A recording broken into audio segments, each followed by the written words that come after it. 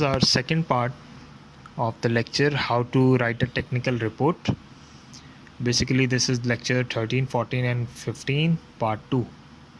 In this lecture we will continue our previous lecture that is about writing a technical report. Front and end matter. As we discussed earlier that the report consists of several sections, and most of the factors are effect on the report writing. The sections generally we discuss are like introduction, summary, methodology, results, references, appendices.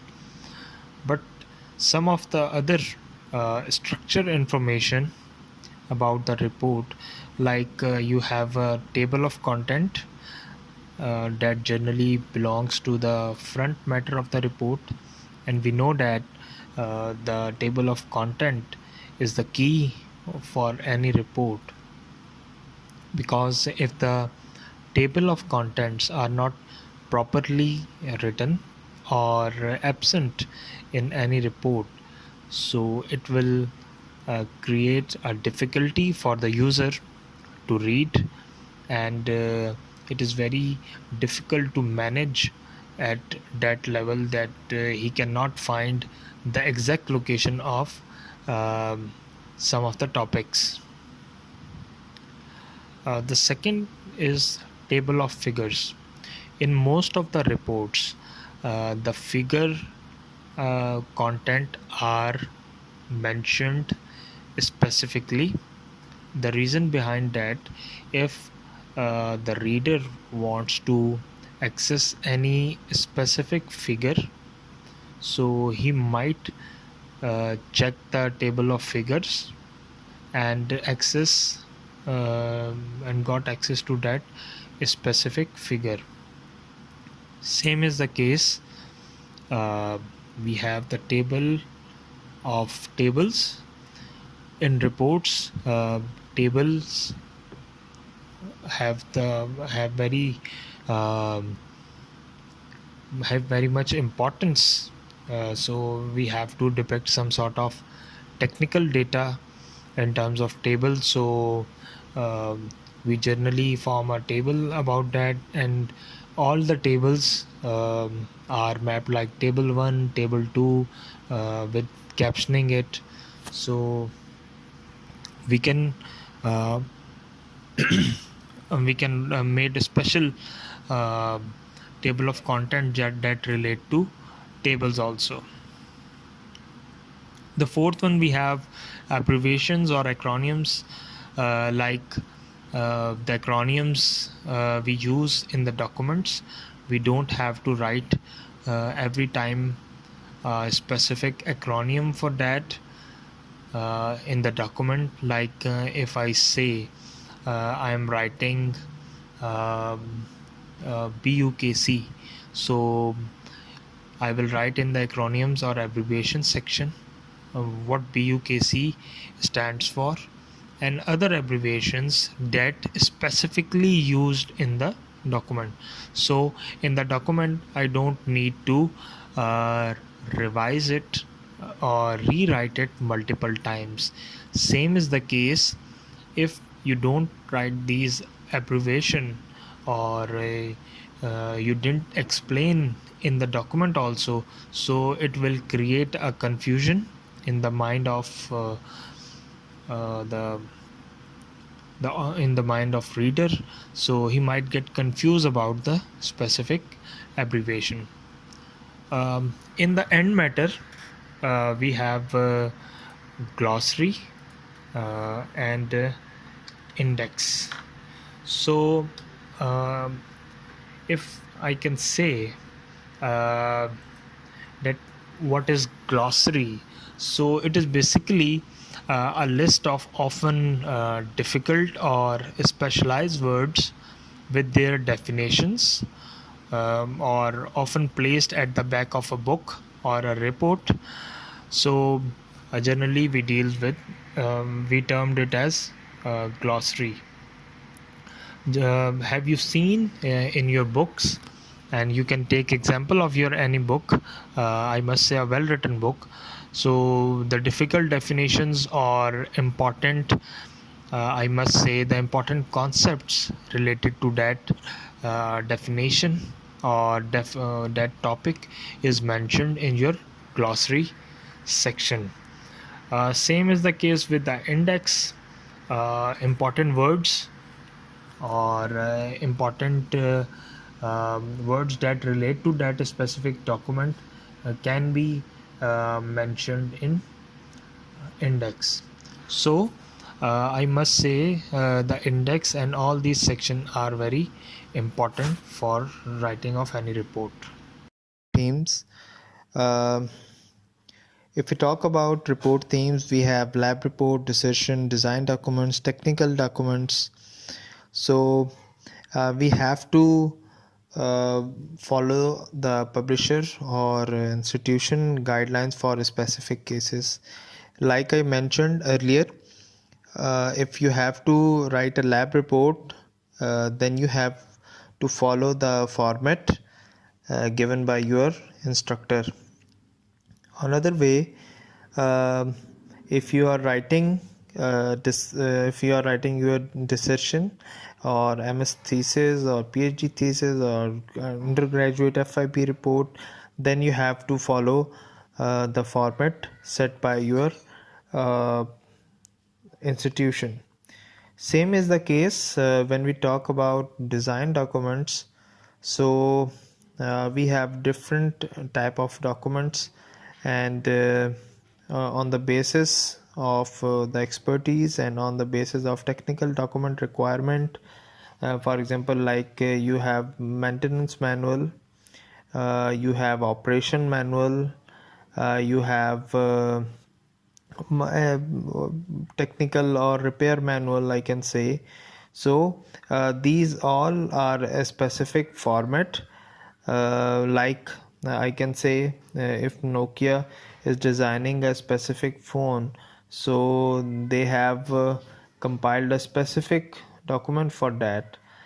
uh, on the other hand, if you are reading some operation manual, or I can say some lab reports, so you are following the same format.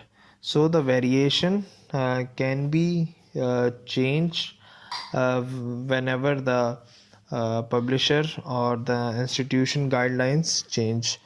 If there is no such restriction applied by the institution or the publisher or the anywhere where you want to submit your report, then you can write your in then you can write in your own format, following the journal guidelines that we discussed earlier. We will discuss the method of writing a report briefly. Um, in report, we generally use numbering, citation, and referencing. Along with that, we follow a specific writing method uh, to write a report.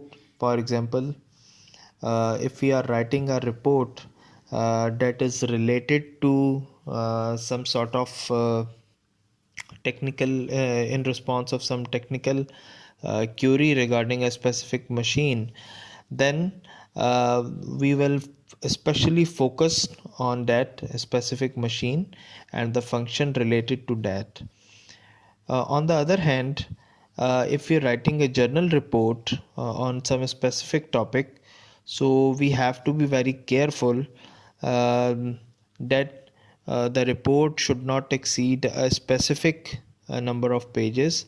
In some of the formats, the number of pages, or there is a restriction of number of words, so the user must stick to no, the user or the writer must stick to that requirement. So these are the methods or the basic writing technique that we are using. How to write a report, we will discuss in detail. The first one is a start in the middle. you have done the work, so you know what your approach was. Because whatever you are writing, there is some sort of practical experience behind that, or there must be some event uh, that is behind that report. So you must know the actual work that was done, so it will be easy for you to write a report on the exact topic. Otherwise, if you don't have the correct knowledge about that specific work or subject, so it will be difficult for you to write comprehensively, or maybe in case you miss some important data. Secondly, you have the results, so you just have to write them up. Always remember, the collection of result is very important, because these results creates material for your report, and on the basis of results you start discussion, you start conclusion, or for example you suggest some future readings. So be careful with the results. If you have the results in proper if you don't have the results in proper form, so you can use the tabular form, you can use graphical data, graphical representation, in order to represent your result well. Otherwise, if the results are not properly maintained or properly depicted in report, so it will create problem. The third point is ensure that you understand the background, write it up, and use it to evaluate the results. Again, I would say that the mind mapping technique, the flow chart technique, the outlining will help you in this regard, because whenever you want to write a background, you must have the prior knowledge, you must read the literature, and again you have to cite those literature also whenever you are going to write a background. So on the basis of that background, you will evaluate the results and other things, and a good report must have the strong result evaluation, and that result evaluation will come up uh, when you understand the report background fully. The next point is gather your reference and ensure that they are cited in the background section and other section as appropriate. So whenever you are writing a report and cite some material, then you must refer it in your reference section, so it may not come into the plagiarism, or uh, whoever wants to read or verify that uh, data that you have mentioned from someone other work, so he can relate uh, that work with the reference you have provided. On the other hand, you have to write the conclusion and the introduction, uh, that the order that I have mentioned earlier. You can start from the summary, introduction, and you can end up here with the conclusion, and after conclusion you can write the references and you can cite the material. Repetition is good. From a technical report has developed to allow different classes of reader to make use of materials in different way. You can say only summary may be read by a researcher looking for information or a manager seeking an executive summary, or only conclusion or introduction may be read someone interested in the subject but only wanted to adopt the main findings. The whole document may be read by someone wishing to follow up on the work published. So it is important that each part tells the same story at the appropriate level. Repetition and signpost help the reader who is not reading the document sequentially. Well, as I mentioned earlier, the document must be structured, and whenever the document is structured or any report are structured, so the reader have an ease in understanding. So your report must be too good if you are writing in that way, so even someone is reading the executive summary, so he can have a clear idea. And again, your whole report summary depicts the complete idea of your report.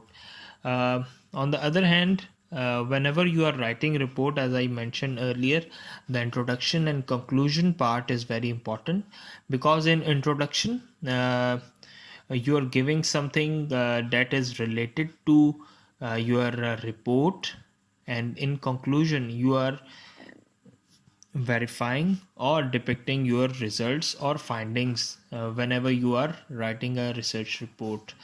On the other hand, if you are writing technical report, so in conclusion you may write your findings about that specific machine, subject, plant, process, etc. How to repeat yourself. Say what you will say in brief in the summary. Say what you will see in more details in the introduction. Say what you have to say in full in the body with signposting. Say what you have said in the conclusion. Emphasize the good bits in an extended abstract or executive summary. So whenever you are writing a report, you may have some good points, or those points that will be attractive for the reader, so you can you can repeat that points. Along with that, you can emphasize on that points. So you can emphasize in the following section. You can emphasize in summary, you can emphasize in introduction, or you can emphasize your results in conclusion also. So it is not necessary to repeat the exact sentences or phrases. You can change the phrase, you can change the sentence, but the idea remain the same, because whenever you are highlighting the special feature of your technical report, so it will be very good to change the sentence or the structure of the sentence, but the idea remain the same. By doing this, it will be some sort of, I can say, grab the attention of the reader to a specific point. So if he repeat or if he repeat while reading, so it will be good for the reader also, or the writer who wants to put emphasis on a specific subject or topic. How to signpost. Open each section with a statement of context, like you can say in the last section we mentioned this or that, or you can write it as well. In this section we are not going we are now going to define this. So it will provide a connection between your previous writing or the present writing. Close each section with a statement of context, like in this section we have discussed this, or in the next section we will discuss this. So it will be helpful for grabbing it will be helpful in grabbing the attention of the reader, or somehow it will create some sort of I can say the suspense, so he can read the document clearly, and along with that he can correlate between the two paragraphs. Number section. Well, it is easier to use signposting if you label your section and subsection.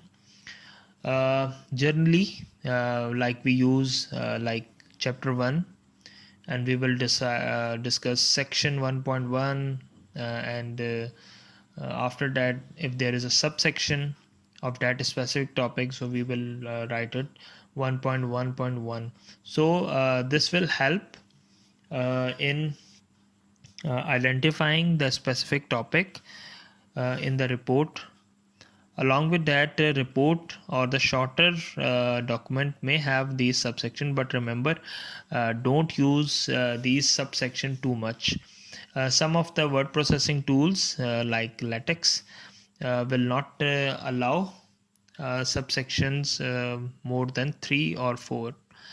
So word processor can make select section labeling automatic and cross-referencing, you can say semi-automatic. So in if you're using MS Word, you can also use these numbering automatically, or whenever you are referring to a specific report format.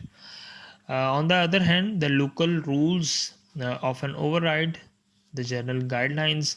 So if any specific guidelines have been provided, so you have to first follow those guidelines, and after that you can and if those guidelines are not mentioned, then you can follow these rules.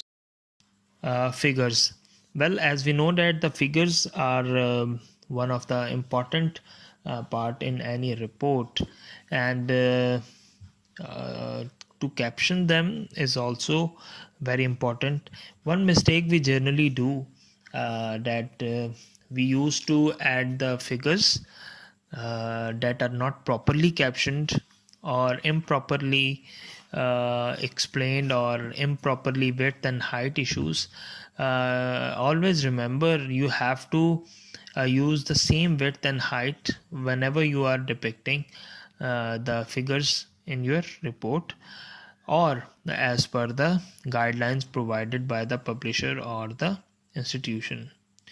Like here you can see in the example, uh, you can refer, for example, figure 1, 2, 3, 4, or in word processing tools like I mentioned in LaTeX also, or in I can say in simple word processing Microsoft Word, there is the option of auto captioning and cross referencing. So by doing this, you will not forget to caption it, and you don't have to caption it individually or write it one by one. So to represent figure, you can use these techniques. Tables.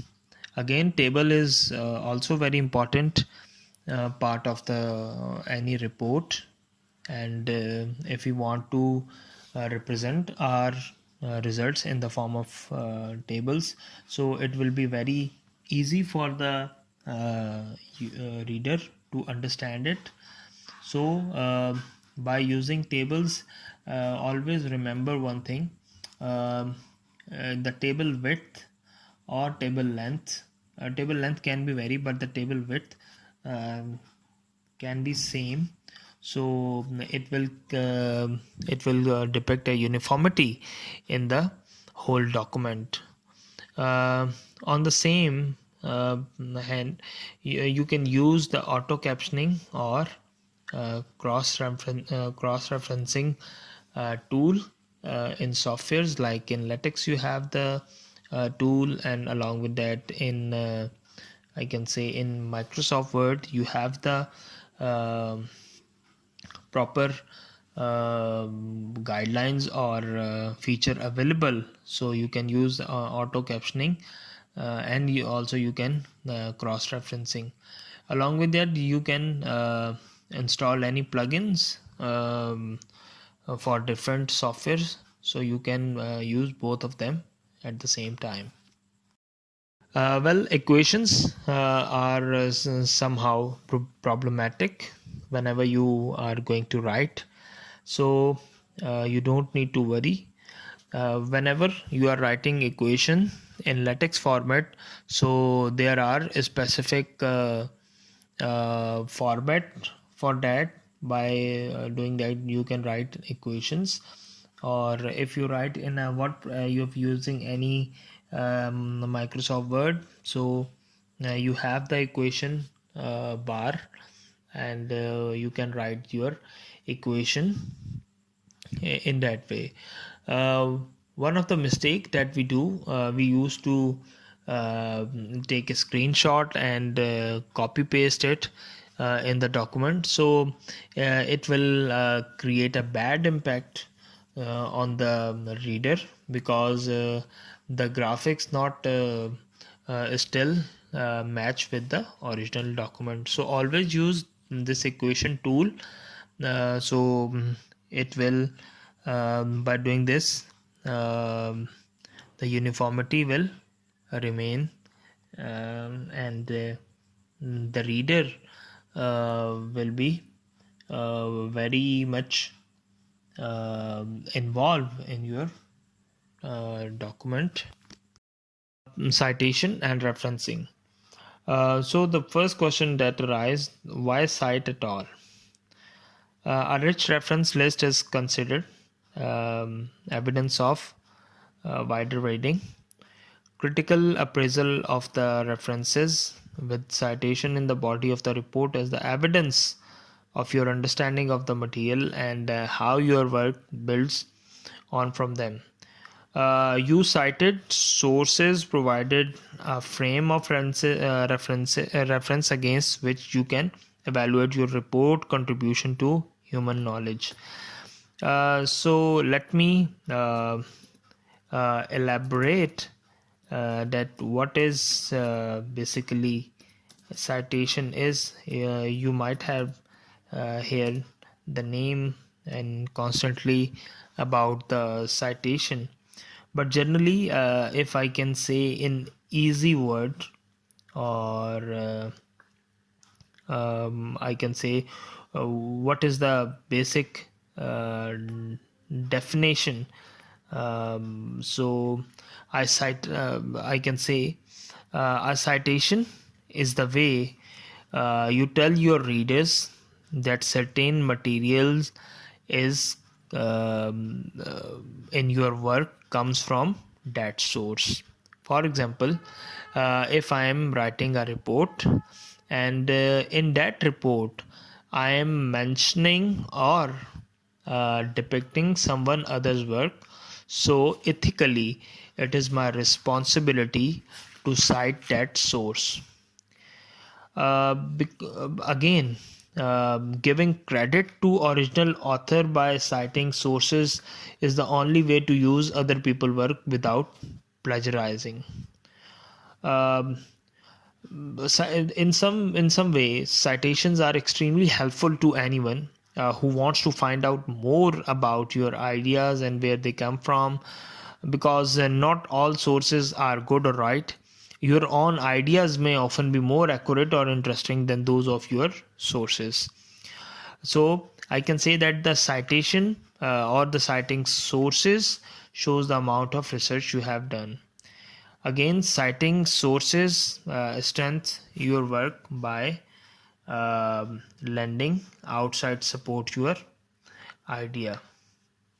Or I can say, whenever you use quote, whenever you paraphrase, whenever you use an idea that someone else has already expressed, or whenever you make a specific reference to the work of another, so you have to cite that also. Main styles to be followed. One is numeric style, and according, like it is mentioned here, according to Shakespeare, you can write one. Winter's content is now made glorious by this son of York. So here it is a numeric way of this one is representing the citation source, and against that one in reference section there is the source mentioned. And in symbolic, section, like you can write according to the Shakespeare, winter's discontent is now made glorious by in comma the son of York. So you can say in the fourth line the Shakespeare 1597 is mentioned here. So you can use the both ways. Also, if you are citing any paper or any sort of research article, so there are different style also that is present. Citation, you can see in numerical style it is easy to use if the reference don't have to be sorted. Well, it is difficult to maintain if the references need to be presented as a sorted list. In symbolic system, it is easy to maintain a sorted list of reference, but it is more verbose when citing. So both have advantages as well as disadvantages. So you can represent if the guidelines by following the guidelines. If the specific guidelines are not there, so you cannot you can use your own by your own ease. In technical report, the referencing is very important. Generally, references are mentioned at the end of the document. Or in some of the word processor, there are different softwares available like EndNote, Mendeley, or any other. You can use this or for the referencing purpose. So when we in the end of this course, we will also use how to use the specific word processing tool to identify or to do the specific referencing in our documents. In different publication often have different styles. So you can consider use of bibliographic database and citing tool to automate the citing and formatting of referencing. There are different referencing style again if the guidelines are not given. So you can use by your own, but if the guidelines are mentioned, then you have to be very careful by following the guidelines. Quoting. Never quote documents without citing source. As I mentioned earlier, you have to cite the source while quoting. Copy and paste of large amount of text even with the quotation marks and full attribution is considered plagiarism. There is always a limit of copying someone else's work. So there are different software available that can catch your plagiarism like Turnitin. So always remember, you just only have to reference. You can use some other word just for the reference. You don't have to copy the whole paragraphs in some of the cases in order to mention someone other work. So if you like what someone had to say on the subject, rewrite it in your own words. But remember, whenever you rewrite, you have to write the cite the source as well. URLs.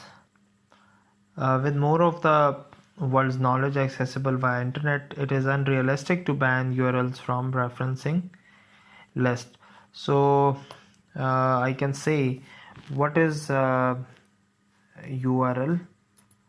So I can say URL stand for Uniform Resource Locator. A domain name is a part of URL which stand for the Uniform Resource Locator. So whenever you cite any material from the website or any blog or specific web links, so there is also procedure of verifying or stating the idea that whatever you have reference from the web, is it right enough, or is it very clear, or is it very much trustable source, so you can cite. So there are web links which are not easily accepted by any reader. So there are specific links that must be shared, or specific websites or good websites that you must cite. So a paper report will not be read on a browser. Cite them like any other source. So there are different styles for citing your URLs. Results. Well, the result section is very important. Basically, result section presents your findings. You can use tables, figures, equation as appropriate. Textual commentary is needed to tie the result to the method.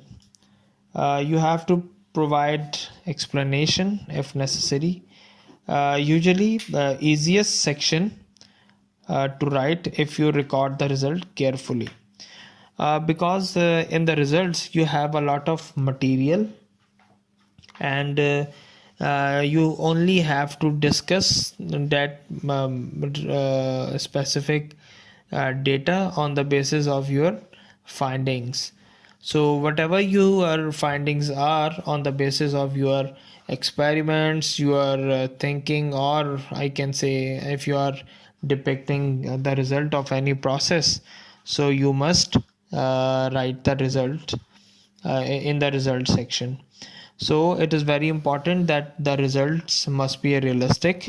Vague results always create confusion in the reader's mind, and whenever the results are not clear, so it will be very difficult for the user to understand.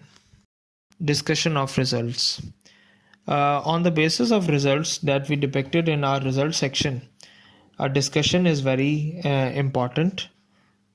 And in discussion section, you can compare the results to expected, or you can say the expected results, account for any differences, experimental procedure wrongs, accuracy of measurement. So you have to mention all the conditions that you face while collecting these results, like if you face any difference in reading, or if there is any difference in procedure, or I can say accuracy of measurement, so you can depict in that section.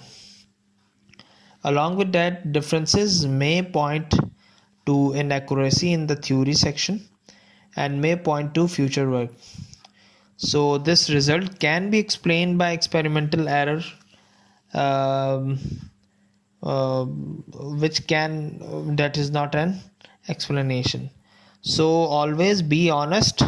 A result that does not match the theory is itself a useful result. Like it is very important thing that mentioned here. If you are doing an experiment and you are not getting exactly what you are striving for, so it is not necessary to get the results accurately.